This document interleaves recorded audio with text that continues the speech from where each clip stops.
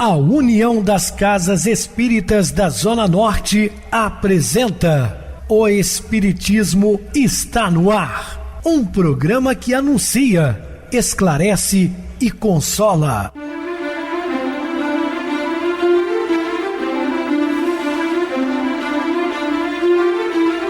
Não se turve vosso coração. Credes em Deus, credes também em mim. Na casa de meu pai há muitas moradas. Se assim não fora, eu vou-los teria dito, pois vou preparar-vos lugar. O Espiritismo está no ar. Sintonize esta frequência. Pare, pense na vida, faça perguntas. Uma ótima noite para você, muito obrigado pelo carinho, pela sintonia. Rádio Clube FM, sua voz e a nossa voz. Estamos no ar de segunda a sexta, desde 2014 pela emissora, depois também pelo YouTube. O canal é Viver _ Melhor. Se inscreva, deixa seu like, sua opinião, sempre importante para nós. Ou acesse o YouTube, digite O Espiritismo está no ar. Lá encontrarão vários programas, inclusive o do dia. Recebo carinhosamente meu querido amigo espiritista, trabalhador na Casa Espírita Maria de Nazaré, Adilson Reis. Uma boa noite, seja muito bem-vindo. Uma boa noite a você, Pedrosa, e a você, ouvinte da Rádio Clube FM. Estamos mais uma vez juntos no programa O Espiritismo está no ar. Então, vamos estudar e aprender juntos. Que Jesus nos abençoe. Bem, meus irmãos, vamos estudar sobre ignorância religiosa. Dúvidas? Entre em contato conosco ligando para a Clube FM através do seu WhatsApp, que é 0 operadora 32 999 32 7758. Quer falar comigo? Utilize a TIM 988012675, WhatsApp 9844949, novamente 59. O e-mail, o espiritismo está no ar, @hotmail.com. Interajam conosco, façam perguntas, tirem dúvidas. Estamos sempre à disposição dos ouvintes. Vamos agora para aquele momento muito especial que é o nosso momento de oração. Sintonize esta frequência. O Espiritismo está no ar. Momento de oração. Frequentemente, atribuis ao corpo as atitudes menos felizes que te induzem à queda moral e, por vezes, diligencias enfraquecê-lo ou flagelá-lo a pretexto de evitar tentações. Isso, porém, seria o mesmo que espancar o automóvel porque o motorista dementado se dispusesse a utilizá-lo num crime, culpando-se a máquina pelos desvios do condutor. És um espírito eterno em serviço temporário no mundo. O corpo é teu refúgio e teu bastão, teu vaso e tua veste, tua pena e teu buril, tua harpa e tua enxada. Abençoa, pois, o teu corpo e ampara-lhe as energias para que ele te abençoe e te ampare no desempenho de tua própria missão. Estamos apresentando O Espiritismo está no ar. Bem, meus amados irmãos, estamos de volta com o assunto da noite, falando sobre ignorância ou intolerância religiosa. Nem tudo que me diz Senhor, Senhor entrará no reino dos céus, mas aquele que faz a vontade de meu Pai que estais nos céus. Mateus, capítulo 7, versículo 21. E acrescentemos que a tolerância, fruto da caridade, que constitui a base da doutrina espírita, lhe impõe como um dever respeitar todas as crenças. A gente sempre fala isso aqui no ar. Isso foi deixado por Kardec. Então, respeite todas as crenças. Allan Kardec, continuação do Espiritismo em Obras Póstumas, página 349. Então, foi deixado aí pelo insígnido codificador essa orientação para nós espiritistas. No início do milênio, ainda não conseguimos eliminar do cotidiano o radicalismo religioso, que, a exemplo do que aconteceu em séculos passados, continua sendo uma constante na vida da maioria dos povos. Ontem foram as cruzadas, né? Infelizmente, matando os chamados de hereges, e quantas pessoas perderam a vida em nome de Jesus. Tivemos a Inquisição, a noite de São Bartolomeu, que foi uma carnificina muito grande, a Contra-Reforma, as Guerras Santas, etc. Não foram apenas nossos irmãos de fé católica que cometeram desatinos no passado, as crueldades em nome da religião, mas também os muçulmanos, protestantes também legaram à humanidade episódios sangrentos e dolorosos cometidos em defesa da fé. Alguns ficaram marcados na história, como, por exemplo, a carnificina verificada na tomada de Constantinopla por Maomé II em 1000 1453, ou a execução pelos perseguidores da Reforma, de Maria Stuart, resultado de um processo que se constitui uma das maiores farsas montadas pela justiça dos homens. O principal motivo de sua condenação foi o perigo que significava para as novas ideias religiosas que ganharam corpo na Inglaterra durante o reinado da rainha Isabel, a grande fomentadora da luta entre católicos e calvinistas. Lembrando a todos que na Irlanda do Norte, ali no Reino Unido, infelizmente, a guerra entre católicos e protestantes perdurou por muitas e muitas décadas. Ao ser notificada de sua sentença de morte pelo enviado da rainha, o conde de Kent, este deixou escapar a seguinte frase: vossa vida seria a morte da nossa religião, vossa morte será a vida dela. Hoje os conflitos armados em muitos lugares, Líbano, Chechênia, na Bósnia, na Irlanda, sem falar dos grupos fanáticos religiosos cuja violência entre seus próprios membros atinge limites incompatíveis com o grau de civilização e de cultura que deveria marcar o final de um ciclo. Nós estamos falando aqui de guerras santas, não das guerras que estão acontecendo atualmente entre Rússia e Ucrânia, mas falando aqui de conflitos religiosos. No Brasil, em que pese o fato de os brasileiros ser, por natureza, mais liberal, sempre padecemos de uma intolerância e de um radicalismo religioso que muitas vezes atingiram as raias da mais autêntica irracionalidade. Ultimamente ainda existe disputa entre profetentes de determinados credos que extrapolou os recintos de seus templos e projetou de maneira agressiva para os meios de comunicação. Esses grupos, embora se afirmem seguidores do mestre, tentam impor a sua fé a custo de expedientes inteiramente em desacordo com a ética cristã, porquanto não se acanham em empregar atitudes que vão da violência à zombaria, da crítica azeda ao menosprezo pelos seus adversários. Existem algumas correntes religiosas dentro do cristianismo no Brasil que, além de ter uma grande intolerância, querem converter a qualquer custo a outra pessoa, tentando fazer com que todos estão errados e apenas eles certos. E, em muitos casos, nos seus cultos, ainda ficam denegrindo a imagem das outras doutrinas religiosas. Nós entendemos claramente que essas pessoas não têm nada de cristianismo, não são cristãos, porque não entenderam a mensagem do Cristo. Jesus nunca pregou isso para ninguém.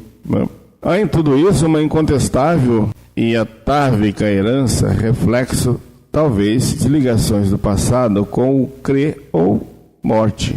Do ponto de vista jurídico, a liberdade de crença e o livre exercício dos cultos religiosos se inscreve no rol dos direitos e garantias individuais consagradas pela Constituição Federal, ainda de 1988, que estabelece o seguinte em seu artigo 5º, inciso 6º. É inviolável a liberdade de consciência e de crença, sendo assegurado o livre exercício dos cultos religiosos e garantida na forma da lei a proteção aos locais de culto e suas liturgias. Portanto, está na Constituição Federal, também está no Código Penal, que por sua vez define como crime contra sentimento religioso toda ação que implicar o esclarecimento público de alguém por motivo de crença ou função religiosa, impedimento ou perturbação de cerimônia ou prática de culto religioso, e o vilipêndio público de ato ou objeto de culto religioso, artigo 208. Então está lá no Código Penal, no artigo 208. No que diz respeito ao espiritismo, o preconceito religioso sempre foi mais alto e ainda se observa até nos dias atuais. Sempre existiu, perseguições por outros religiosos sobre o espiritismo, considerando práticas de bruxarias e outras coisas mais. Isso diminuiu muito ao longo dos tempos, mas ainda existem alguns resquícios, de alguns elementos voltados para religiões sectárias que ainda falam coisas que não tem nada a ver. Uma sistemática de má vontade, uma quase total ignorância. O espiritismo já enfrentou situações extremamente desagradáveis e que lhe custaram incontáveis aborrecimentos, sobretudo a partir do Código Penal de 1890, que o artigo 157 o incluiu no elenco de seus crimes. Isso propiciou uma série de ações policiais contra os espíritas que passaram por rudes e sistemáticas perseguições. Isso é fato incontestável nos anais da história. Na década principalmente de 60, qualquer palestrante espírita que fosse fazer uma palestra tinha que ter soldado de polícia em seu redor, ao seu lado, para evitar qualquer coisa que destoasse do cristianismo, porque eles confundiam o espiritismo com outras práticas religiosas. A doutrina espírita sofreu muitas perseguições, principalmente na década de 40, 50 e 60. Depois as coisas começaram a mudar, eles perceberam que não tinha nada a ver com o que eles imaginavam. E esse artigo, inclusive, foi suspenso. Por isso, não desfalecemos, mas ainda que o nosso homem exterior se corrompa, o interior, contudo, se renova de dia em dia. Paulo, 2 Coríntios, capítulo 4, versículo 16. Começo de ano, época de renovação de objetivos, de ideais, de aspirações, de anseios, época de promessas de novos planos, de novas atitudes, de melhorias de um modo geral, época de esperança de um mundo melhor, de paz, de compreensão, de amor, esperanças de fraternidade e de solidariedade entre todos os homens, época de transformação.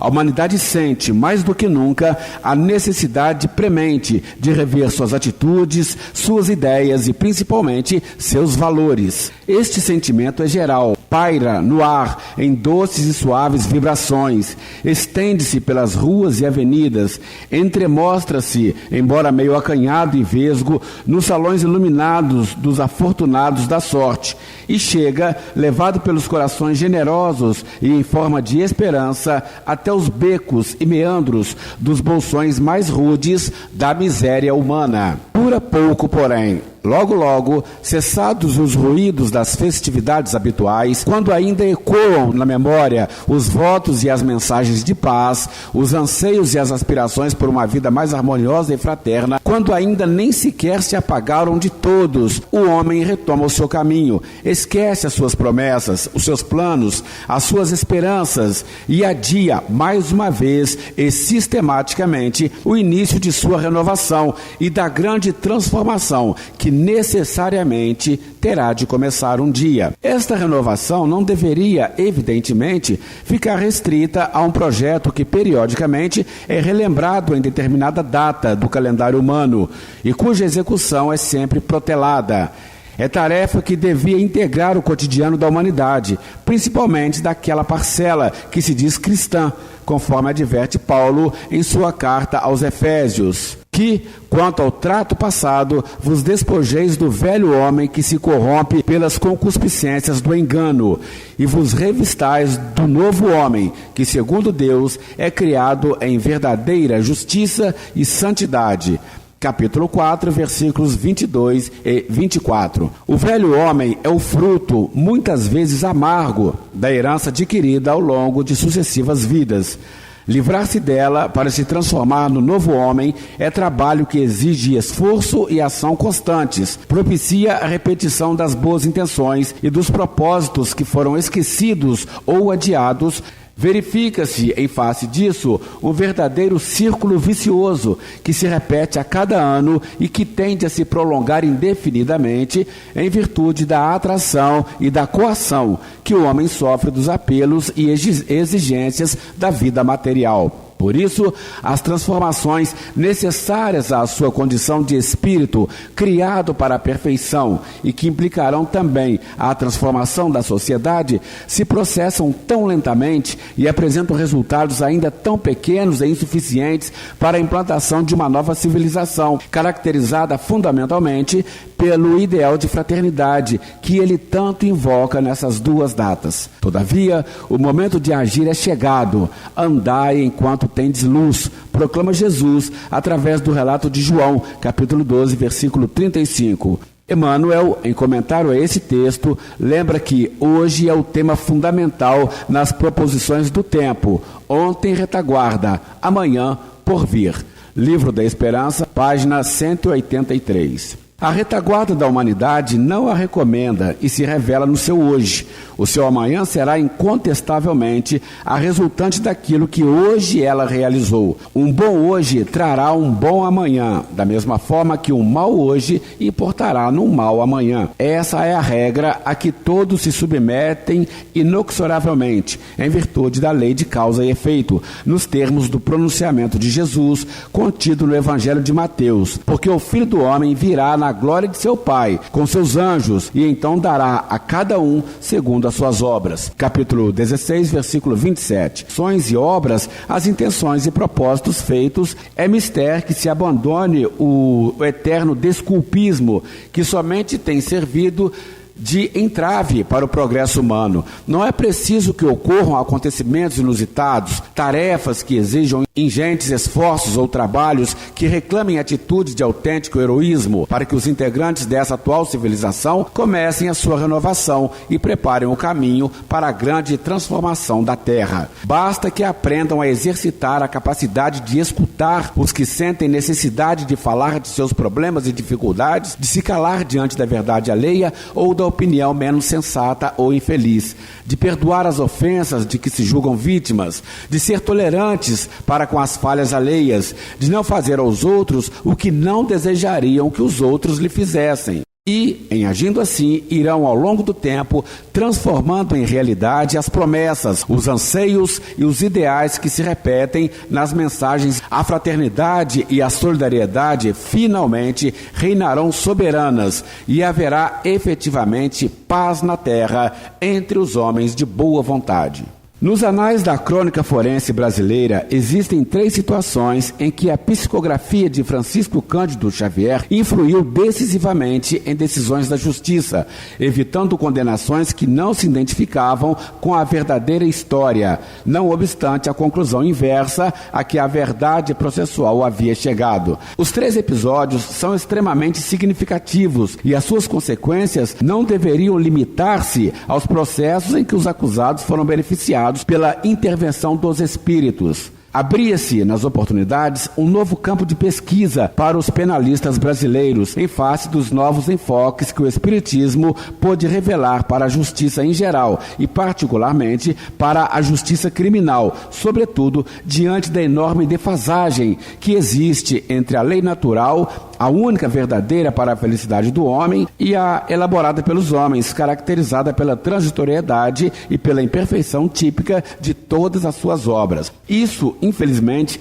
não se verificou e ele continua até hoje, e com raras exceções, a ser mal visto, incompreendido e até ridicularizado no meio jurídico. Em 1976, em um congresso de Direito e Processo Penal realizado na Faculdade de Direito da UFMG, a questão foi levantada pelo saudoso confrade Dr. Newton Marins Freire, mas os prudentes e sábios doutores da lei penal quase que o transformaram em autor de crime de heresia ou de lesa majestade, nos melhores moldes do livro 5 das Ordenações do Reino, a feroz e beata legislação penal que esteve em rigor no Brasil até 1830. A sabedoria evangélica, mais uma vez, se reafirmava aos nossos olhos. Naquela mesma hora se alegrou Jesus no Espírito Santo e disse: graças te dou, ó Pai, Senhor do céu e da terra, que escondestes estas coisas aos sábios e inteligentes e as revelastes às criancinhas. Assim é, ó Pai, porque assim te aprouve. Lucas capítulo 10, versículo 21. Tudo leva a crer, no entanto, que o tempo ainda não havia chegado para que os criminalistas adotassem uma nova postura, porquanto o fruto não estava suficientemente maduro para ser colhido. A proposta foi retirada pelo seu autor e a polêmica grotesca que alguns tentaram levantar em torno dela morreu no nascedouro. Ficou, não obstante, a impressão de que o episódio configurava nitidamente a advertência de Jesus no Sermão da Montanha. Não Não deis aos cães as coisas santas, nem deiteis aos porcos as vossas pérolas. Mateus capítulo 7, versículo 6. No primeiro fato, aconteceu em 16 de julho de 1979 e dizia respeito à acusação que pesava sobre José Divino Nunes, um jovem de 18 anos, ao qual se imputava a morte do amigo Maurício Garcês Henriques, ocorrida em Goiânia de Campinas, cidade próxima à capital de Goiás. A mensagem psicografada pelo Chico Xavier, ditada pela vítima, inocentava o acusado, afirmando que o tiro que o havia matado havia sido disparado acidentalmente, como consequência de uma brincadeira com a arma. Embora inimputável à época do evento, verificado 3 anos antes de seu julgamento, ele estaria sujeito, em tese, às medidas reeducativas que o então Código de Menores comportava. Todavia, o magistrado encarregado do julgamento o isentou até mesmo dessas medidas, concluindo: temos que dar credibilidade à mensagem de Chico Xavier,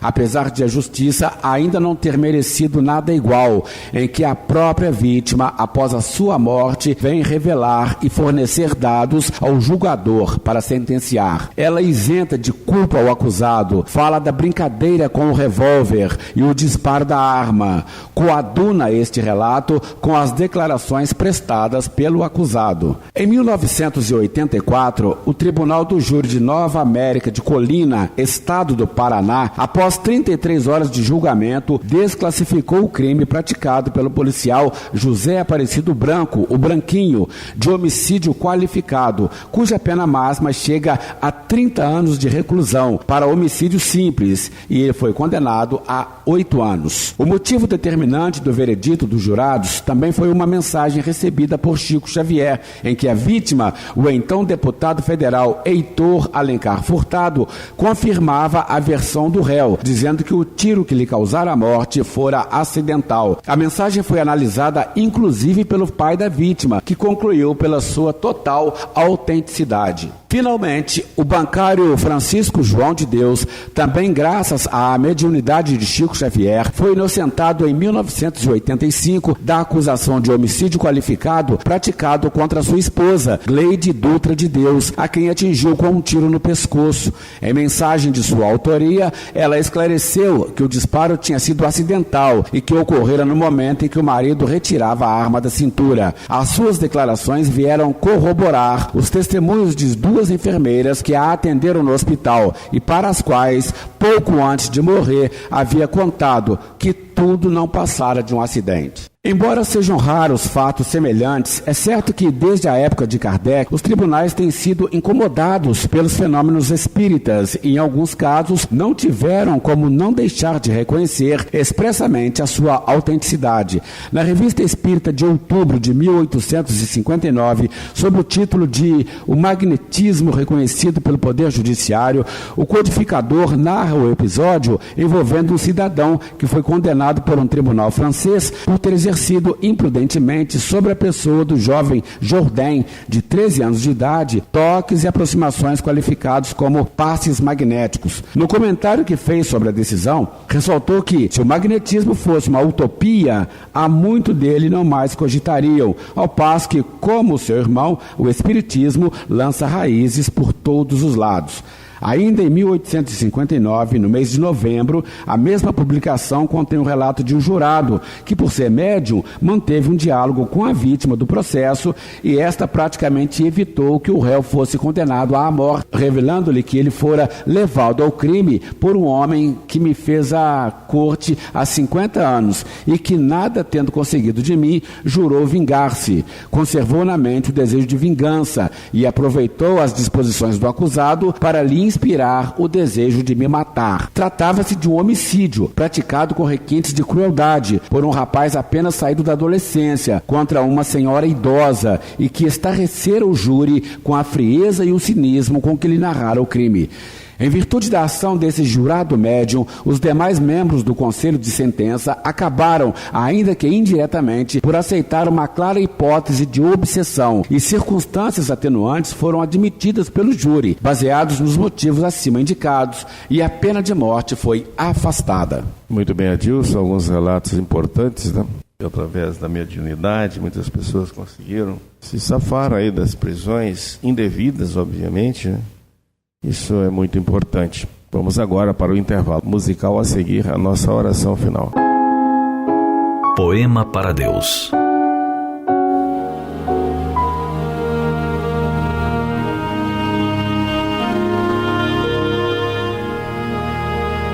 Um dia, a alma desperta e se encanta com a manhã que se espreguiça no horizonte. Sente-se como que a pairar acima e além da escala humana. Então, se recorda ser filha de um pai amoroso e bom. Recorda de um Criador que a tudo para todos provê. E plena de gratidão, extravasa em versos sua alma.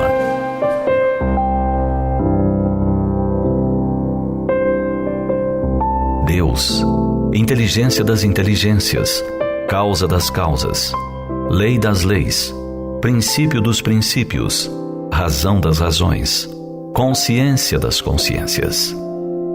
Bem tinha razão Isaac Newton ao descobrir-se toda vez que pronunciava vosso nome. Deus, Pai bondoso, eu vos encontro na natureza, vossa filha e nossa mãe. Eu vos reconheço, Senhor, na poesia da criação, no vento que dedilha harmonias na cabeleira das árvores, nas cores que se apresentam tão diversificadas em matizes e gradações, nas águas que rolam silentes, em córregos minúsculos, nas cachoeiras que se lançam ruidosas, de alturas consideráveis, no verdor da grama que atapeta o jardim e as praças. Reconheço-vos, Pai, na flor dos jardins e pomares, na relva dos vales, no matiz dos campos, na brisa dos prados. Senhor, eu vos encontro no perfume das campinas, no murmúrio das fontes, no rumorejo das menores ramificações das copas das árvores. Também vos descubro na música dos bosques, na placidez dos lagos, na altivez dos montes, na amplidão dos oceanos, na majestade do firmamento. Eu vos vejo, Senhor, na criança que sorri, brinca, pula e distribui alegrias, provocando risos.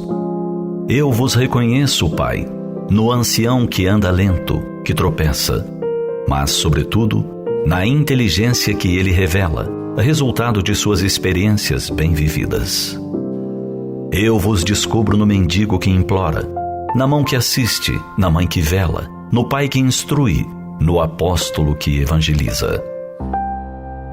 Deus, reconheço-vos no amor da esposa, no afeto do filho, na estima da irmã, na misericórdia indulgente. E vos encontro, Senhor, na fé do que a tem, na esperança dos povos, na caridade dos bons, na inteireza dos íntegros. Reconheço-vos, Senhor, na inspiração do poeta, na eloquência do orador, na criatividade do artista. Também vos encontro na sabedoria do filósofo, na intelectualidade do estudioso, nos fogos do gênio. E estais ainda nas auroras polares, no argênteo da lua, no brilho do sol, na fulgência das estrelas, no fulgor das constelações. Deus, reconheço-vos na formação das nebulosas, na origem dos mundos, na gênese dos sóis, no berço das humanidades, na maravilha, no esplendor, no sublime do infinito. Por fim, entendo com Jesus quando ora: Pai nosso que estais nos céus. Ou com os anjos quando cantam: Glória a Deus nas alturas.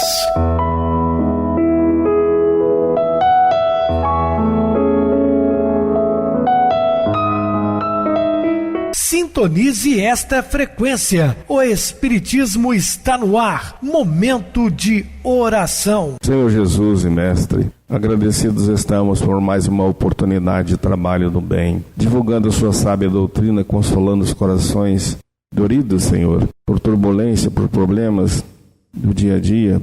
Nós sabemos desse período difícil e conturbado que enfrentamos nessa transitoriedade da passagem do mundo de expiação e provas para a regeneração. Mesmo sabendo, pedimos, Senhor, que nos ampare e nos proteja através dos mensageiros do alto, incansáveis trabalhadores do bem. Muita paz a todos. Meu querido irmão Adilson, suas despedidas. Eu te agradeço, Pedrosa, pela oportunidade de participar do programa de hoje com você. Agradeço a todos os ouvintes que estiveram conosco até agora e estaremos juntos em outras oportunidades, assim Jesus nos permitindo. Obrigado a todos pela companhia. Tenham todos uma boa noite. Que Jesus nos abençoe. Boa noite para você, Adilson. Muito obrigado pelo apoio aqui no programa. Boa noite também a todos os amados irmãos ouvintes do YouTube, internautas do Brasil e do exterior, nossos irmãos da Zona Norte e desde Juiz de Fora que nos acompanham com a rádio local 87,9 Rádio Clube FM. Continuem ligados, ouvindo a nossa próxima atração, o programa Batidão com o DJ Tico, a seguir na voz de Ailton Moreno, o Encontro Central. Boa noite a todos e até amanhã, se Deus quiser.